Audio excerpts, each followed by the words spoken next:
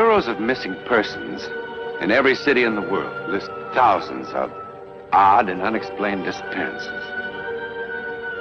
But in the literature of psychic phenomena, there are two sudden appearances that are perhaps as strange and as perplexing as anything that ever happened on this earth. One of them occurred in the town of Chico, in California's Sacramento Valley. The date was March 17th, 1922. It began with something as commonplace and as ordinary as these pieces of granite, sandstone, marble, shale, quartz. Ordinary pieces of rock and stone. Or are they? Yes, sir, that'll be in this week's paper. We're printing it up tonight. Just as soon as... Just a minute, Mr. Sharp. Hurry!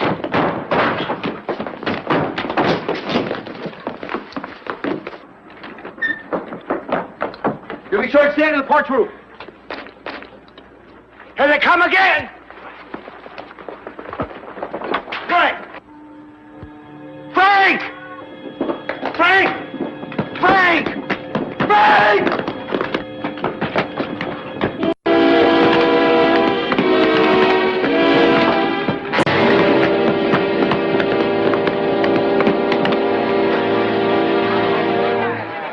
Guess that's it for today.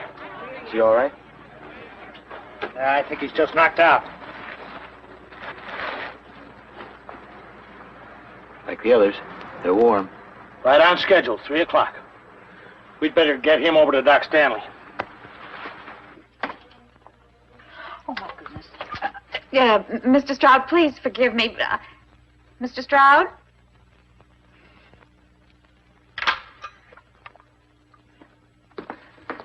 How's Frank? He'll be all right.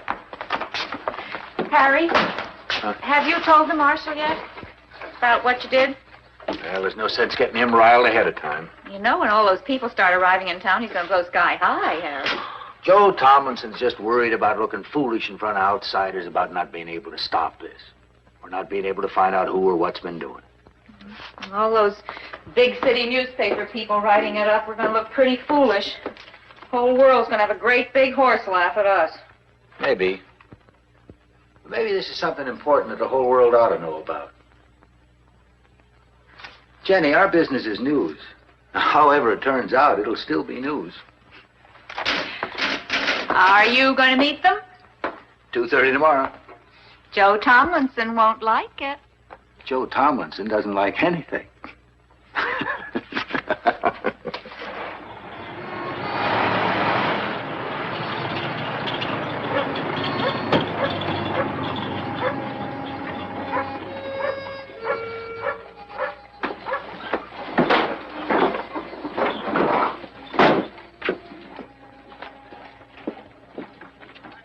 Is this the place they come down, Mr. Cole?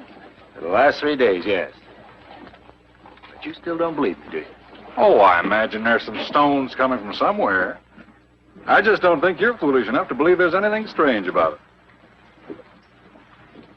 You think this is a hoax, too? Well, let's say I'll have to be shown. Folks in Los Angeles like to read about this sort of thing, so whatever happens, I'll write about it, but I'll write the truth, Mr. Cole.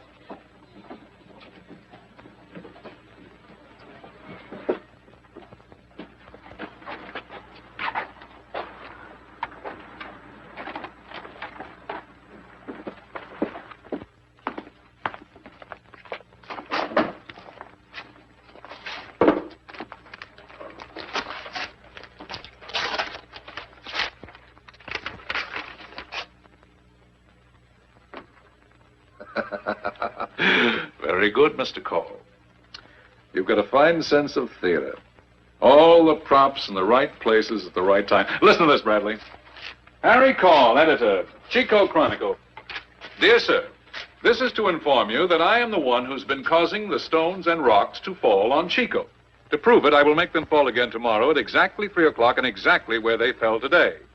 And since I have repealed the law of gravity, I will have some of them float down from the sky and sign the ghost. It's rather amateur theatricals, I'm afraid, Mr. Call, the ghost.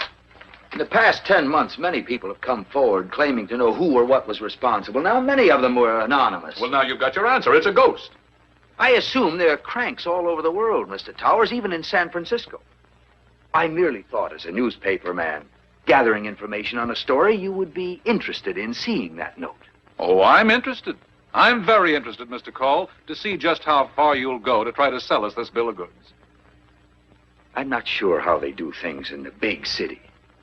But here, while I try to approach gathering news with a healthy skepticism, I hope I do it without arrogance or a smart-alecky know-it-all attitude. Very well put, Mr. Call. Don't you think so, Towers? So you got visitors, Harry? Hi, Joe. It's the town marshal, gentlemen, Mr. Joseph Tomlinson. This is Mr. Towers of the San Francisco... Yeah, I know who they are. You don't seem very happy to see us here, Marshal. No, I'm not. I think this is strictly a local affair. It's nobody else's business. How do you know that, Marshal? What? Well, I mean, unless you know who or what is responsible, how do you know it is local? What else can it be? Well, I'm sure you've been trying to find out for the past 10 months. Sure, naturally. Now, Chico isn't a very large town. If somebody is launching stones with some sort of catapult, I'm sure you'd have discovered him by now. If it's really happening. Don't you see, Bradley? It couldn't be anything else. There are no hills around here. Those stones come straight down from nowhere. Sure they do. Where's the highest spot in town, Marshal? The roof of Torrey's warehouse up on High Street. Can we go up there? Certainly. Well, that's where I want to be at 3 o'clock. With field glasses. That's Harry Call's place, huh? Yeah.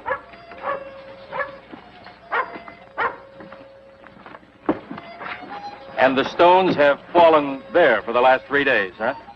Right in it. Mm-hmm.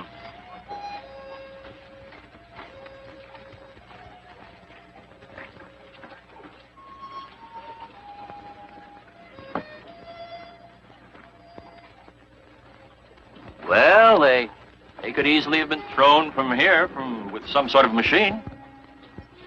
Couldn't they?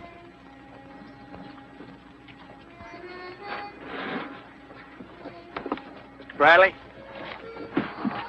let me tell you something. For the last 10 months, those rocks have fallen just about every place in this town. At all sorts of different hours, day and night. And plenty of those times I've been right here with those glasses. But like Call said, they always fall straight down.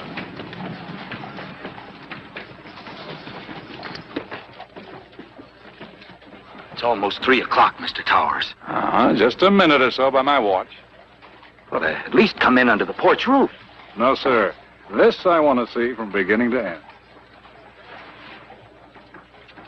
There. There, Mr. Bradley, a little more to your left. Up there.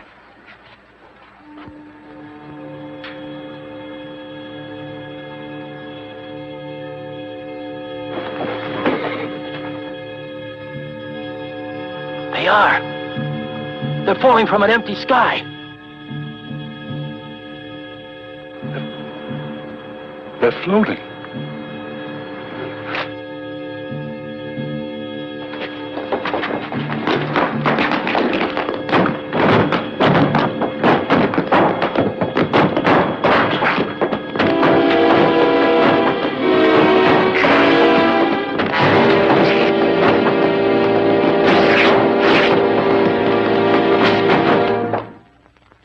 The man who wrote this note and signed himself the Ghost was never heard from again. However, a young man who had come to Chico 10 months before and who had been the subject of much conversation because of his odd behavior disappeared suddenly on the same day. A nationwide search was made for him, but no trace of him or his invention was ever found. Who was he? Or perhaps, what was he?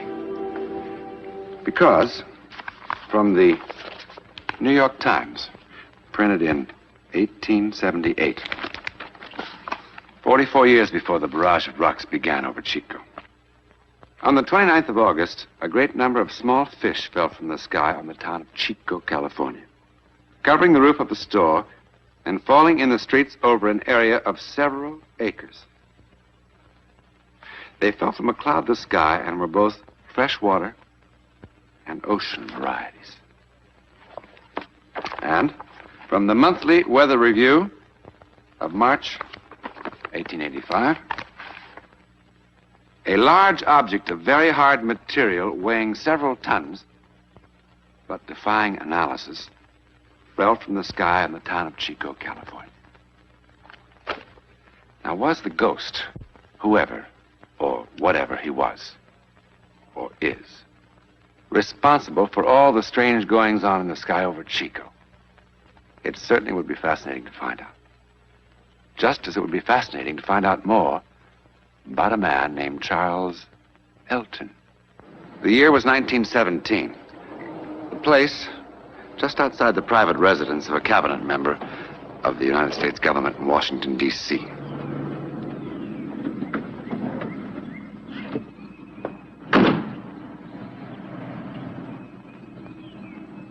Charles Elton, if that really was his name, chose to make an appearance here in a most unorthodox manner.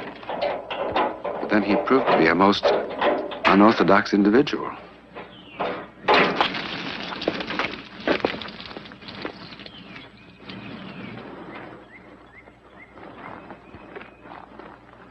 Your office, Mr. Secretary? No, there's a meeting at the State Department, 8:45. It's nearly that now, but let's not break any crosstown speed records. No, sir. I'm afraid you won't be able to leave just yet, Mr. Secretary. Who are you and what do you want? Just to show the Secretary something of great importance. Well, you better get out of here fast. Sir, you have a reputation for being a reasonable man. I'm sure you can see if you will notice this car is in no condition to take you anywhere. So you might as well let me fix it. Fix it? There isn't a gasoline station around for at least a mile. Which is precisely why I chose to empty your gasoline tank here. Mr. Secretary, please forgive my methods. But after waiting in your outer office 4 days in vain... There may be enough gasoline in the lines to get to a gas station.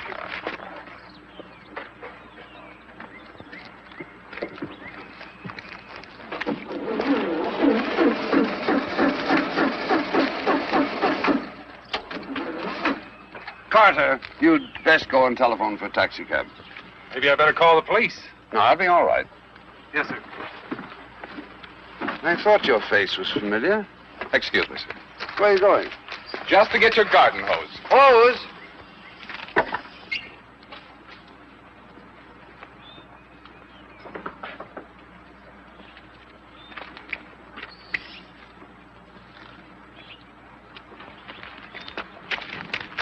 Here, what are you doing? Fixing it so you can drive to the State Department.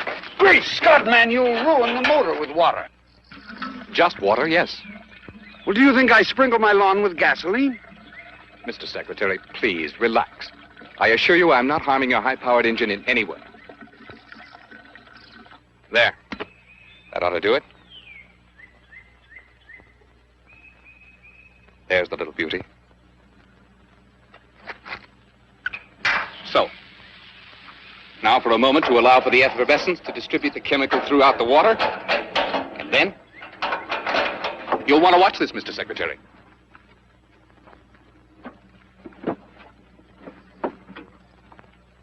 I pump it to get some of my mixture up into the carburetor.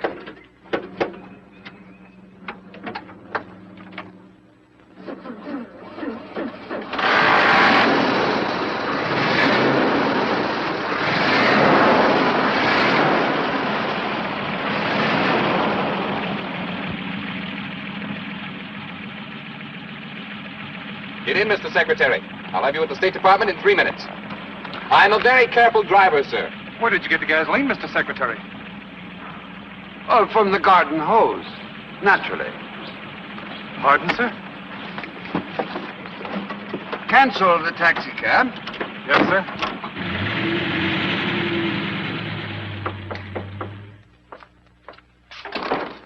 Good evening, Mr. Secretary. Good evening, Commander.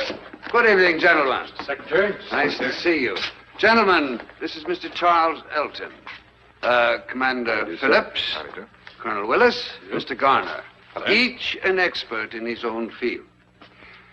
Mr. Elton, gentlemen, may very possibly have made the most important discovery since the development of the internal combustion engine. If he has what he appears to have, It would, to say the very least, accelerate the growth of world economy at an unprecedented rate, and aid greatly in giving the Allied war machine complete and overwhelming superiority. Where is this miracle, sir? Right here. I'm not surprised that you wonder, gentlemen. I could very well have been duped, but that's why we're here, to find out. Is that the engine, Commander? Yes, sir. Now, you're absolutely certain that the tank is empty, and that it has never at any time contained any fuel whatsoever. Absolutely, sir. Good. Colonel, did you get the water? Oh, yes, Mr. Secretary. Good. Where did you get it? I picked it up at the corner grocery store, sir. Oh, fine. Now, is there a clean glass handy? Oh, yes. Right here. Good, thank you. Would you pour some water in here, please, Colonel?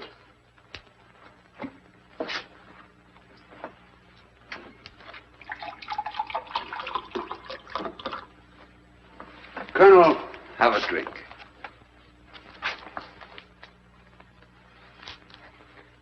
What's it taste like? Like water, sir. Just plain, ordinary water, nothing added? I'm sorry to say not, as far as I can tell. Mr. Garner.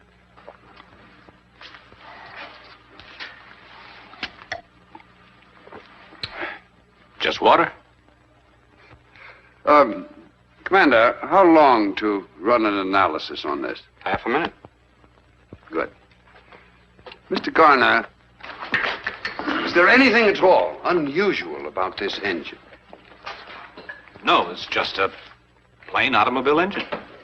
Mm-hmm. Commander? I can tell better after they sit a while, sir. But so far, it's just good old H2O. Fine.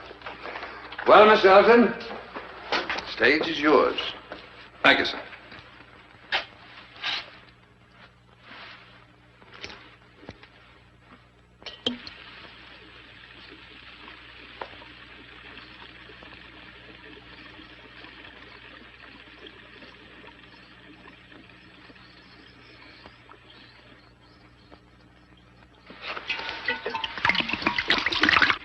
What are you doing?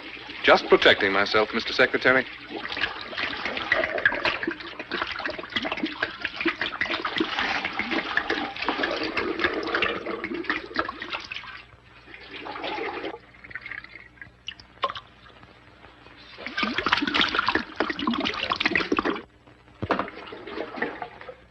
Just enough to prime it and run the engine for about a minute. One provision, Mr. Secretary. Yes. You must permit me to consume every drop of the fuel. Well, sir, all the elements I use can be found on this planet. And perhaps some very clever chemist, after some hard work, might succeed in making an analysis. Then I would no longer have a secret, would I? And therefore nothing to sell. Yes, I see what you mean. Very well, you have my word.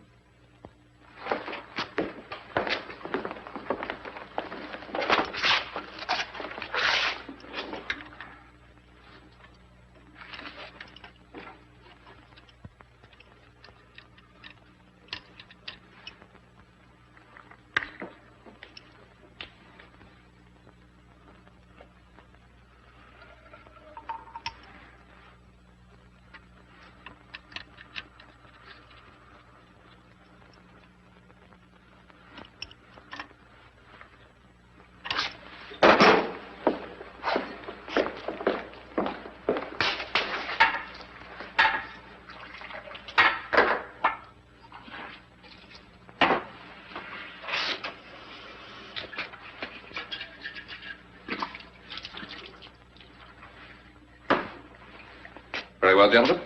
Someone can start the engine. Mr. Garner?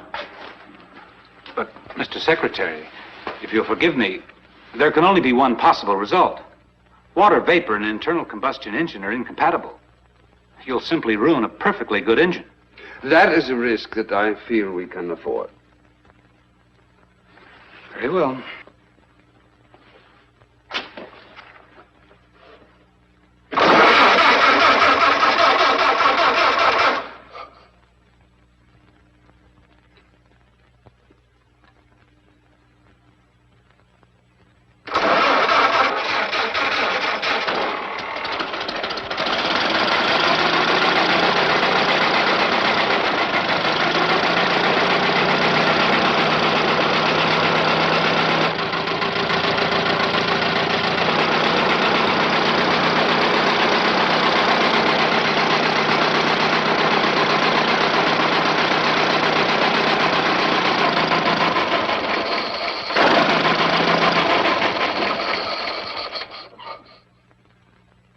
gentlemen? What do you say?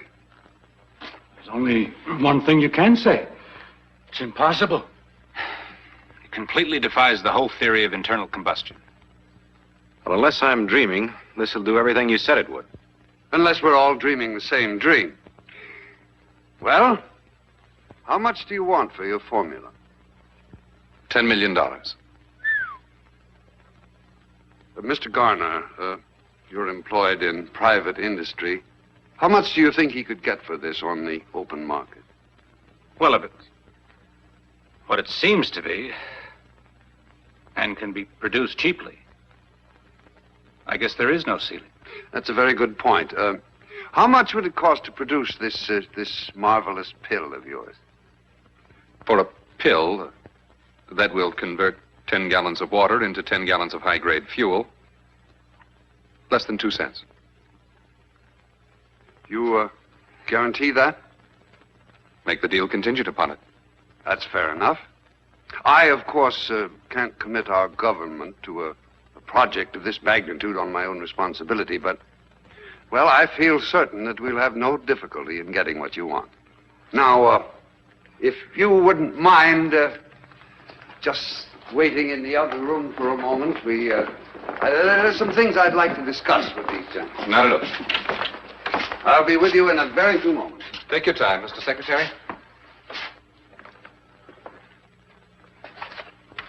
Well, gentlemen, I'm not an expert on these matters. I leave that to you, but I know I'd hate to present this matter to the president and have it explode in my face. Well, nobody's an expert on that stuff, except your Mr. Elton. You took every possible precaution, sir. I know one thing. There was no drop of fuel of any kind in that engine until he poured his mixture in. Mr. Garner?